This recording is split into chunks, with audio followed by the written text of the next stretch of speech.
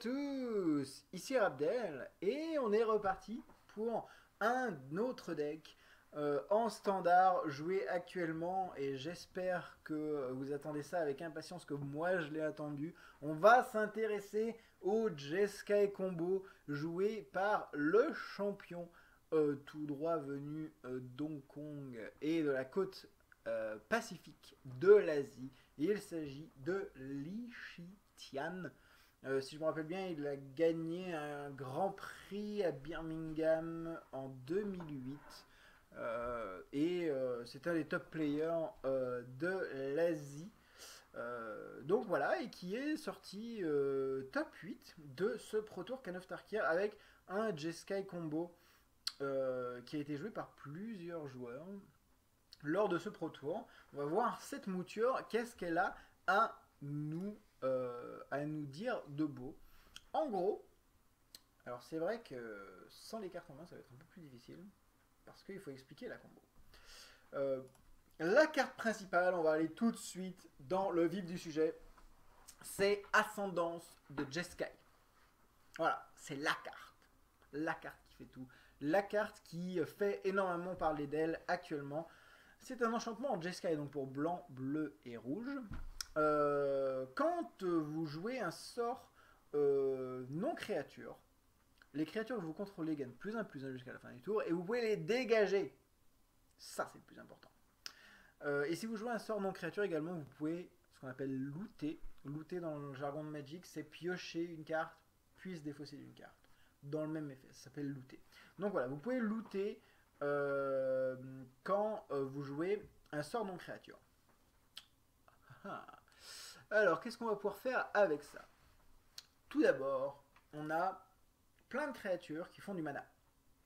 Mystic Tangaif, ici, une carte vraiment sympa, pour 2, une 2-1, qu'on peut engager pour avoir soit un vert, soit un bleu, soit un rouge, qui se morphe et qui se démorphe pour 2 incolores, et quand elle se démorphe, elle nous donne un mana de chaque couleur de Témur, bleu, vert, rouge. Donc ça, c'est vraiment pas mal. Et ensuite, on a 4 bonnes vieilles Sylvan Caryatid, 0-3 défenseur, défense talismanique pour 2 et qui donne un mana de la couleur que vous voulez en l'engageant, vraiment très très fort. Et 3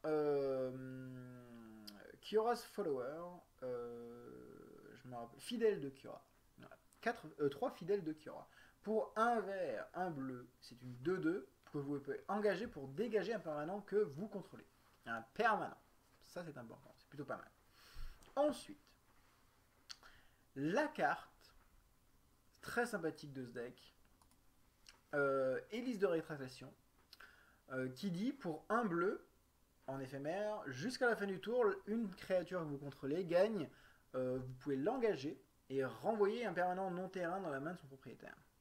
Ça, c'est intéressant. C'est une carte qui va initier les combos.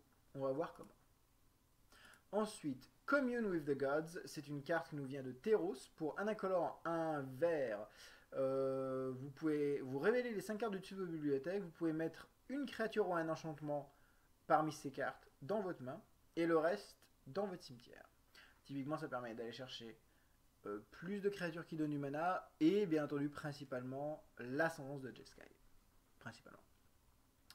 Ensuite, Voix torturée, si je me rappelle bien le nom français, Tormented Voice, pour un incolore et un rouge, en plus de jouer ce sort, vous devez vous défausser d'une carte, et vous piochez 2 cartes. Donc, en gros, vous allez échanger Tormenting Voice et une carte de votre main qui ne vous sert pas, par exemple un terrain, disons, si vous en avez assez, contre 2 cartes qui pourront vous être peut-être plus utiles. On revoit les fouilles temporelles qu'on avait déjà vues dans le Jeskai Tempo, toujours aussi bien. Pour 6 en éphémère avec fouille, on regarde les 7 cartes du dessus de sa bibliothèque, on en prend 2 dans sa main, le reste en dessous de la bibliothèque dans l'ordre que vous voulez. Plutôt bien.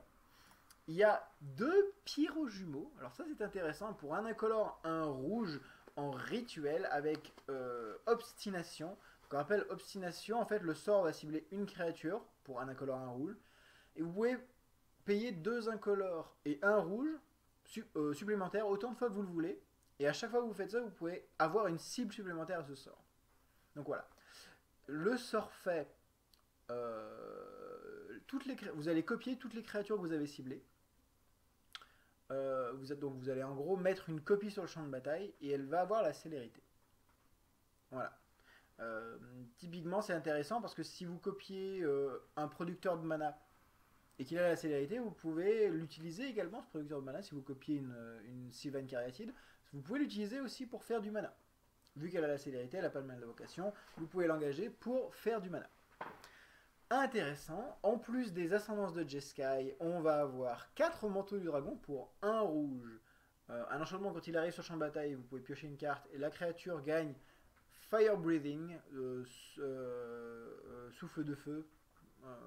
Moi j'appelle cet effet comme ça. Vous pouvez payer 1 rouge autant de fois que vous voulez pour donner plus 1 plus 0 à une bête. Voilà, Fire Breathing. On a Briber's Purse, qui est un artefact qui arrive pour X et qui arrive donc en jeu avec X marqueur gemme. On peut payer un incolore et l'engager pour enlever un compteur gemme pour cibler une créature et lui dire tu n'attaqueras pas ou tu ne bloqueras pas ou tu ne bloqueras pas ce tour-ci. C'est plutôt intéressant, mais l'utilité n'est pas du tout dans les faits. Comme vous allez pouvoir le voir. Et alors ce que je trouve intéressant quand même dans cette decklist, c'est qu'il y a une Nissa Worldwaker Arpenteur pour 5 qui arrive avec 3 de loyauté sur le champ de bataille. Son plus 1, le terrain que vous contrôlez devient une 4-4 avec le piétinement, c'est toujours un terrain. Son deuxième plus 1, c'est que vous pouvez dégager jusqu'à 4 forêts. Et son moins 7, cherchez dans votre bibliothèque autant de terrains de base que vous voulez, vous les mettez sur le champ de bataille, c'est des 4-4 avec le piétinement en plus d'être toujours des terrains.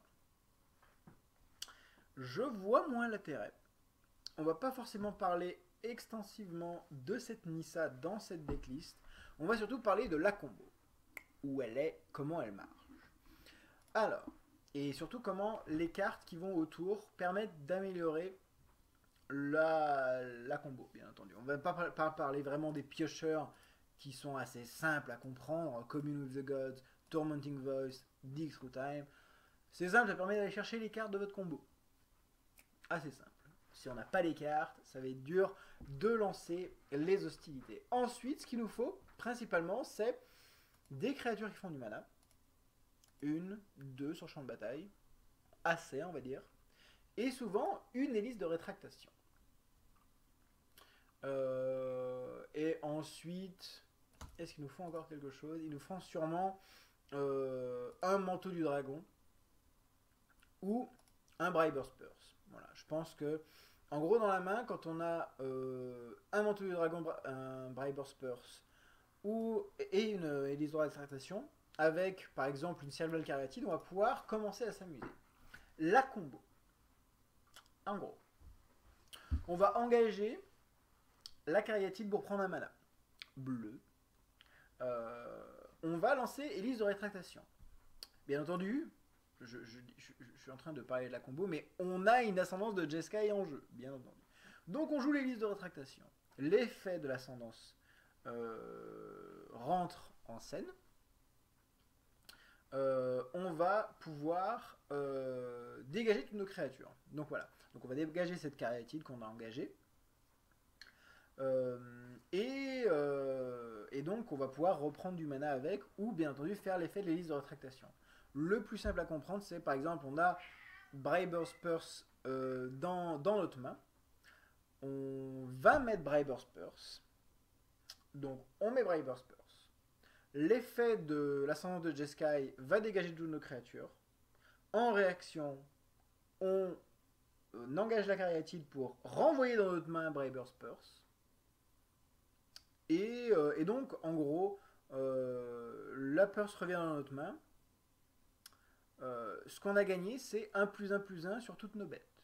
Et on est revenu au point de départ, parce que la Caryatide s'est dégagée, avec l'effet de l'ascendance, et le Briber's Purse est revenu dans notre main. Donc on met Purse, on le renvoie dans notre main, et avec l'ascendance, la Caryatide se dégage. Si par exemple on a un fidèle de Kiora à côté, qui est de 2 et qui n'a rien à faire, et ben il va devenir 12 milliards, 12 milliards.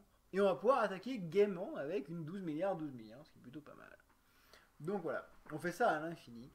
puisque Briber's Purse coûte 0, on peut très bien le mettre avec 0, hein, X, on peut très bien le mettre pour 0, ça va activer à chaque fois Jeskai Ascendance, et avec la Caryatide, on va pouvoir remonter Briber's Purse en main. On peut faire ça également avec Dragon Mantle, si on a assez de mana, si on a un mystique et une Caryatide par exemple, ou on peut aussi utiliser un fidèle de Cura pour dégager une deuxième fois la Caryatide et faire plus de mana. Et donc là, avec Dragon Mantle, à chaque fois que Dragon Mantle arrive en jeu, et ben on pioche une carte, on va pouvoir piocher tout notre deck, ce qui est plutôt pas mal. Donc on va avoir accès à toute notre bibliothèque, et voilà, potentiellement mettre plus de créatures qui font du mana, ou encore plus de mana, et tuer Dieu sait comment. Très très souvent d'ailleurs, le kill vient de Twin Flame, qui est un très très bon initiateur en fait. Imaginez, vous avez 2 mana, une ascendance en jeu. Vous allez par exemple copier une Caryatide. Non seulement vous jouez un sort, donc ça va les dégager, mais en plus après vous avez une deuxième Caryatide pour faire encore plus de mana. C'est en fait un très bon initiateur de la combo. Et souvent, en fait, vous allez tuer tout simplement en attaquant votre adversaire avec une 20-20 ou ce genre de choses. Et donc, Twin Flame, ça vous donne accès à une créature avec la célérité. Voilà, donc si vous n'avez pas de créature qui peut attaquer, et ben, Twin Flame vous en donne. C'est pour ça que c'est vraiment très sympathique en fait. L'ajout de Pierrot Jumeau, j'avoue, en plus, bien entendu, c'est un sort, donc ça active Ascendance de Jeskai, encore une fois, qui dégage vos créatures.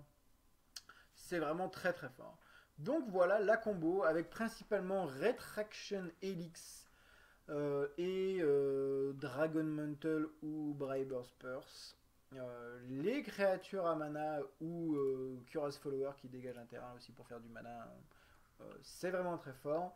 Twin Flame pour accélérer la combo, le reste pour piocher la combo principalement. La base de terrain avec 4 mana confluence, parce que ce deck joue quand même 4 couleurs.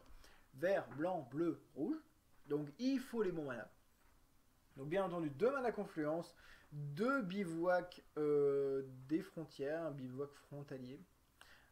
Frontier Bivouac. Pour avoir du mana triple. Des temples en veux-tu, en voilà. Donc principalement en Témur. Là on a du vert blanc. Et on a également... alors là on a 2 côtes de la Yavimana. Terrain qui... Donc c'est des Painland qui n'arrivent pas en jeu engagé. On a 2 fetch rouge-vert. 2 fetch blanc-bleu. Donc voilà, pour aller fetcher un peu les couleurs qui nous manquent principalement. Et avec ces 4 fetch viennent les 4 landes de base qui peuvent être fetchées. Une montagne, une forêt, une île et une plaine. Tout simplement. Tout simplement. Ce que j'aime bien également, c'est le side. On va voir le side très rapidement. J'aime énormément ce side. En fait, si Li Shitian se rend compte que sa combo ne va pas passer, il switch complètement. Et il se dit, je vais jouer Rampagro à donf dans ta gueule. Et en gros, il joue 4 Savage Knuckleblade, les 4-4 pour 3 qu'on a déjà ouvert pas mal de fois. Et qui font vraiment très très très mal. Donc voilà, il sort sa combo, il sort les trucs un peu inutiles de sa combo, il met 4 Knuckleblade, 2 Polukranos, bam, on met de la bonne créature, il rend 3 Arc Lightning, 3 Lightning Strike, et il a 3 Swansong, ce qui est assez logique également si il se rend compte qu'il a besoin juste de contrer un petit sort pour que ça passe, ou ce genre de choses. Swansong ça coûte que 1, vous vous en foutez de mettre une 2-2 chez votre adversaire, sachant que vous avez des hélices de rétractation pour bouncer tout son board, hein, potentiellement tout son board. Donc lui donner une 2-2, c'est pas bien grave, vous préférez quand même lui contrer un sort pour 1. Donc voilà, ce deck, résumé, ce deck combo, hein, ça fait longtemps qu'on n'avait pas eu un bon vieux deck combo en standard, et tout ça grâce à Ascendance de Jeskai. C'est vraiment très sympathique. On voit d'ailleurs une des utilisations, hein, dans le format de Mystique Teinte Griffe. Très très bonne carte qui est jouée dans Grul, Grul Midrange. Peut-être que je ferai un tour par Grul Midrange que je trouve assez fort aussi. Mais voilà, Ascendance de Jeskai, très très forte carte. Euh, je sais qu'il y a différentes moutures, donc là on a vu la mouture avec du vert. On passera peut-être sur la mouture meule par exemple, je ne sais pas si elle joue du vert. Si je trouve une autre version intéressante, je vous la ferai, je vous la partagerai bien entendu dans une prochaine vidéo. Voilà, c'était Jeskai Combo. On va s'intéresser ensuite à d'autres decklists. On verra sûrement le petit bleu-noir contrôle qui a fait 8ème, Ivan Flock. Et on ira aussi voir les différents Mardou qui ont été joués, beaucoup de moutures de Mardou, et pourquoi pas un autre Jeskai combo. On va voir ça dans la prochaine vidéo, tout simplement, dans quelques jours. Je vous rappelle également qu'on fera une petite passe sur le moderne pour voir la version Jeskai Ascendance combo en moderne. Voilà, bien entendu. J'espère que ça vous a plu les amis, et je vais vous dire à la prochaine vidéo. Amusez-vous bien, ciao.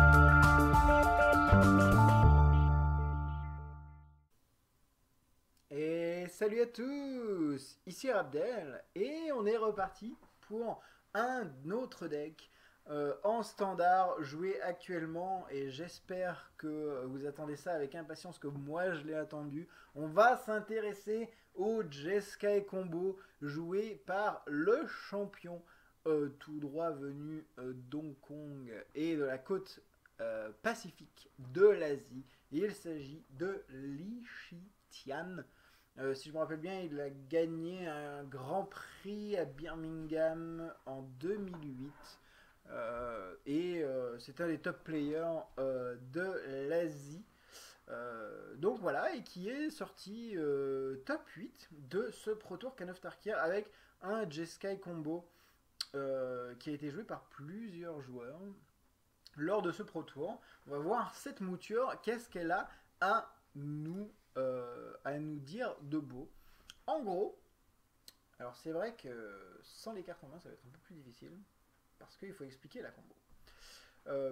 La carte principale, on va aller tout de suite dans le vif du sujet, c'est Ascendance de Jeskai. Voilà, c'est la carte qui fait tout, la carte qui fait énormément parler d'elle actuellement. C'est un enchantement en Jeskai, donc pour blanc, bleu et rouge. Quand vous jouez un sort non créature, les créatures que vous contrôlez gagnent +1/+1 jusqu'à la fin du tour et vous pouvez les dégager. Ça, c'est le plus important. Et si vous jouez un sort non créature également, vous pouvez ce qu'on appelle looter. Looter dans le jargon de Magic, c'est piocher une carte, puis se défausser d'une carte. Dans le même effet, ça s'appelle looter. Donc voilà, vous pouvez looter quand vous jouez un sort non créature. Alors, qu'est-ce qu'on va pouvoir faire avec ça? Tout d'abord, on a plein de créatures qui font du mana. Mystic Tangaif, ici, une carte